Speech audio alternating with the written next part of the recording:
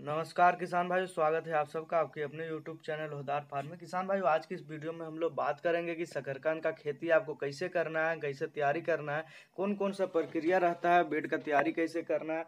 ये तमाम चीज़ों के बारे में आज की वीडियो में आपको पूरा डिटेल में जानकारी देने वाले हैं। किसान भाइयों, बहुत से किसान भाइयों का हमारे पास कमेंट आता है कि आप शकरकंद का खेती के बारे में जानकारी तो देते हैं, लेकिन हमें ये नहीं बताते हैं कि उसका जो प्रोसेस है किसान भाई, जो प्रक्रिया है वो आप कैसे करते हैं। या जैसे कि ये बेड कैसे बनता है, शकरकंद का नर्सरी कैसे तैयार करना रहता है, शकरकंद का जो लता है किसान भाई नर्सरी का हम लोग कटिंग करके कैसे रोपाई कर सकते हैं, खाद कैसे डाल सकते हैं, सिंचाई का क्या व्यवस्था है। ये तमाम चीज़ों के बारे में किसान भाइयों का बहुत ज़्यादा कमेंट आता है कि आप हमें इस चीज़ के बारे में बताइए। तो आज की इस वीडियो उन्हीं किसान भाइयों के लिए है जो जिनका ये सवाल था कि शकरकंद का खेती आप कैसे कर सकते हैं। तो किसान भाइयों, आज की इस वीडियो में आपको पूरा डिटेल में हम जानकारी देने वाले हैं कि कैसे आप शकरकंद का खेती कर सकते हैं। किसान भाई, शकरकंद का खेती में आपको शुरुआत में बस खर्चा लगता है किसान भाइयों, उसके बाद आपका खर्चा पूरा जीरो हो जाता है और जो मुनाफा है किसान भाइयों वो आपको डायरेक्ट मिलना स्टार्ट हो जाता है। ये आपको थोक के भाव में मिलता है किसान भाइयों। आप 1 एकड़ के हिसाब से लगा रहे हैं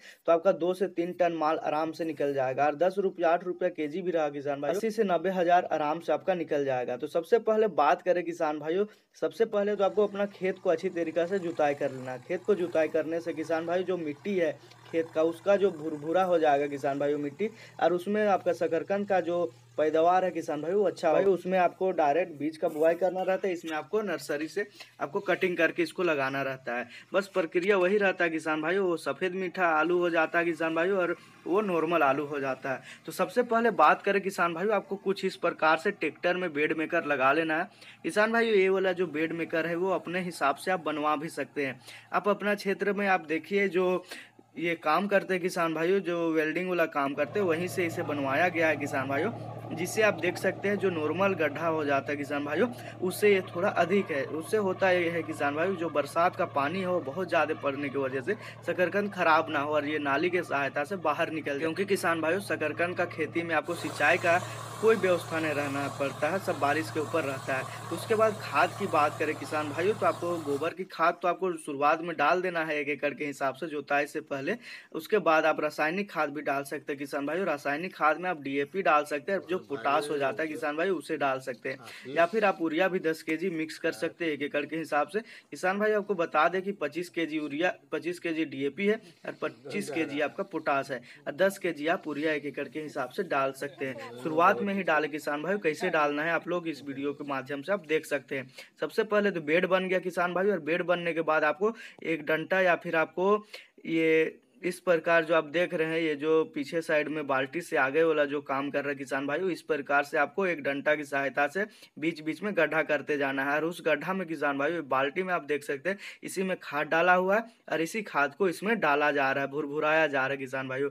और उसके बाद किसान भाइयों, जो शकरकंद का जो नर्सरी से कटिंग करके लाया हुआ ब्रांच था किसान भाइयों, इसको इसके ऊपर लगाया जा रहा है। लगाने के बाद मिट्टी से हल्का हल्का इसको दबाया जा रहा है, जिससे कि ये ऊपर ना निकले और इसको आप आराम से जड़ पकड़ ले।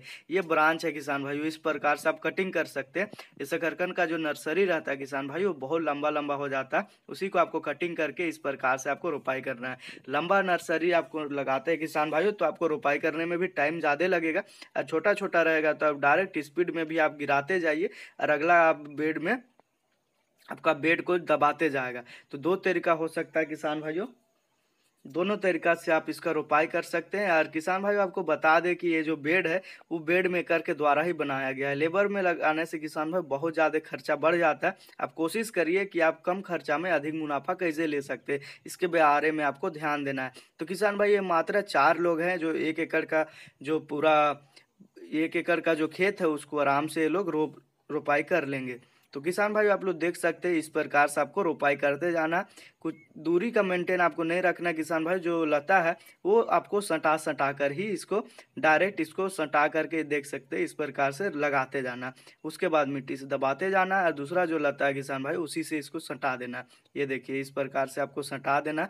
इससे क्या होता है किसान भाई, छोटा लता होने से आपको आराम से एक जगह से दूसरे जगह पर ले जाने में आसानी होता है। लंबा लता रहेगा किसान भाई तो टूट भी जाता है, टूट जाता है किसान भाई, तो उसको निकलने में थोड़ा ज़्यादा टाइम लगता है। किसान भाई, ये देखिए, इस प्रकार से आपको एक बार तो पूरा आपको बिछा देना है लता को। कम लेबर पड़ जाने से किसान भाइयों टाइम ज़्यादा लग रहा था, तो इसीलिए लेबर बढ़ाया गया। अब भी कोशिश करिए कम टाइम में ही आप ज़्यादा रोपाई कर ले।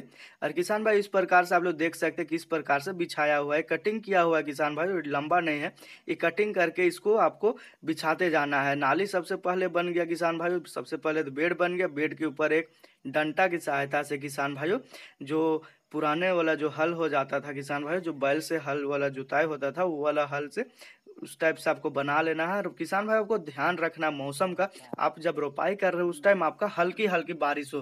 किसान भाई जब बारिश स्टार्ट हो जाता है तो इसको जो निकलने का जो टाइम है किसान भाई, वो बहुत तेजी से होता है। नहीं तो बारिश नहीं होगा तो ये सूखने लग जाता है, क्योंकि एक तो नीचे खाद भी है किसान भाइयों, और बारिश नहीं होगा तो खाद आपका जो पौधा है उसको नुकसान करेगा। इसीलिए बारिश होगा तो उस टाइम लगाए, और बारिश से आपका जो खाद है वो गल भी जाएगा।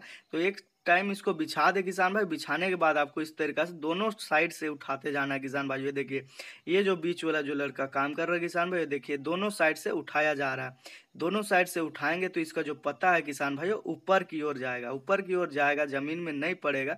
तो उसमें दाग नहीं लगेगा, दाग नहीं लगेगा, बीमारी नहीं लगेगा किसान भाइयों। बारिश का जो पानी है वो उसमें संपर्क में नहीं आएगा, तो आपका जो लता है वो और तेजी से फैलेगा। हार्वेस्टिंग की बात करें किसान भाइयों, तो हार्वेस्टिंग आपको करीब 50 से 60 दिन के बाद ही आपको इसका हार्वेस्टिंग करना है। आप लोग देख सकते हैं सबसे पहले हार्वेस्टिंग से पहले किसान भाइयों, जो लता का जो पौधा है किसान भाइयों, ऊपर का जो जितना भी ब्रांच है उस सबको काट करके अपना खेत को साफ कर लेना है। और उसके बाद आपको लेबर लगा करके या फिर आप ट्रैक्टर से इसका हार्वेस्टिंग करना चाह रहे हैं, हमने एक वीडियो बनाया था किसान भाइयों कि आप कम खर्चा में आप ट्रैक्टर से ज़्यादा डायरेक्ट जुताई करके आप इसको निकाल सकते हैं। लेकिन किसान भाई उसमें ज़्यादा खोजना रहता है, क्योंकि आपका जो ट्रैक्टर उस आपका जो ट्रैक्टर है किसान भाइयों वो मिट्टी को दबाते जाता है, तो आपका जो कंद है वो नीचे दबते जाता है। इसीलिए कोशिश करिए आप इस प्रकार से। ये जो वैरायटी है किसान भाई हाइब्रिड वैरायटी है। इसका जो पत्ता है पतला वाला पत्ता है, एक चौड़ा पत्ता रहता है किसान भाइयों, जिसका जो कंद है वो देसी वाला रहता है, जो छोटा साइज में रहता है किसान भाइयों, जो वजन में भी कम हो जाता है।